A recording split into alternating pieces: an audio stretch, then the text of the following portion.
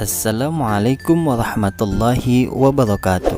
Selamat pagi anak-anakku, apa kabarnya kalian semua? Semoga kita semua selalu dalam lindungan Allah Subhanahu wa Ta'ala dan tetap semangat belajar walaupun kita belajar dari rumah.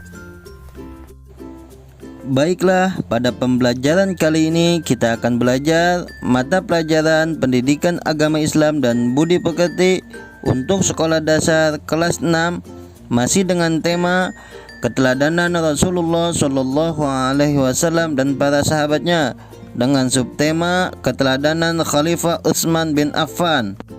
Sebelum kita belajar, marilah sama-sama kita membaca doa terlebih dahulu. Semoga apa yang kita pelajari pada hari ini menjadi bermanfaat buat kita semua. Bismillahirrahmanirrahim. Rabbi zidni ilman warzuqni fahman, amin. Perjuangan dakwah yang dilakukan Rasulullah Shallallahu Alaihi Wasallam tidak lepas dari dukungan keluarga dan juga para sahabat. Para sahabat mengerahkan tenaga dan harta mereka untuk mendukung dakwah Rasulullah Shallallahu Alaihi Wasallam. Beberapa sahabat Rasulullah Shallallahu Alaihi Wasallam yang sangat berpengaruh dalam perjuangan Rasulullah antara lain Abu Bakar As-Siddiq, Umar bin Khattab, Utsman bin Affan, dan Ali bin Abi Thalib. Mereka adalah Khulafa'ur Rasyidin, yaitu para pengganti pemimpin atau penguasa yang mendapatkan petunjuk. Kepemimpinan Utsman bin Affan. Nama lengkap Utsman bin Affan adalah Utsman bin Affan Al-Mawi Al-Quraisy, berasal dari Bani Umayyah. Lahir pada tahun ke-6 tahun Gajah atau tahun 574 Masehi. Nama ibunya adalah Arwa binti Quris bin Rabi'ah. Utsman termasuk golongan as-sabiqun al-awwalun, yakni golongan orang yang pertama masuk Islam. Utsman mendapat julukan Zunnurain, yang berarti memiliki dua cahaya. Julukan itu didapat karena Utsman telah menikahi putri kedua dan ketiga dari Rasulullah Shallallahu Alaihi Wasallam, yaitu Ruqayyah dan Ummu Kulsum. Utsman bin Affan adalah pribadi yang jujur dan rendah hati. Beliau juga seorang pedagang kaya yang sangat dermawan. Banyak bantuan ekonomi dari beliau yang diberikan kepada umat Islam di awal dakwahnya, seperti membeli sumur dari seorang Yahudi seharga 200.000 dirham dan mewakafkan untuk kepentingan rakyat umum, memperluas Masjid Madinah dan membeli tanah di sekitarnya. Beliau mendermakan 1.000 ekor unta dan 70 ekor kuda, ditambah dengan 1.000 dirham sumbangan pribadi untuk perang Tabuk. Pada masa pemerintahan Abu Bakar, Utsman juga pernah memberikan gandum yang diangkut dengan 1.000 unta untuk membantu kaum miskin yang menderita di musim kekeringan.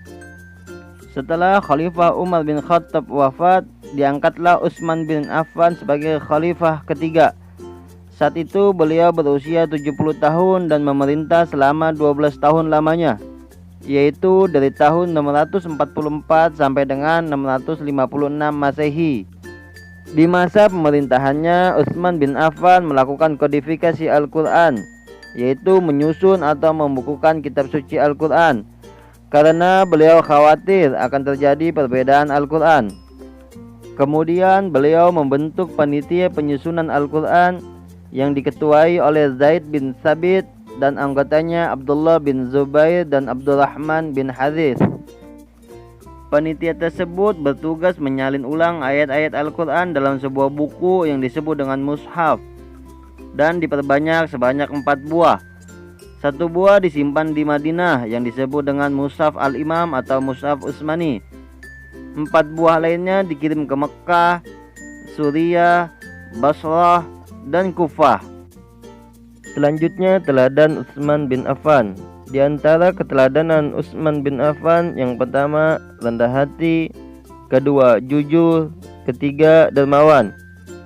Itulah keteladanan Utsman bin Affan yang patut kita contoh. Semoga kita dapat meneladaninya dalam kehidupan sehari-hari.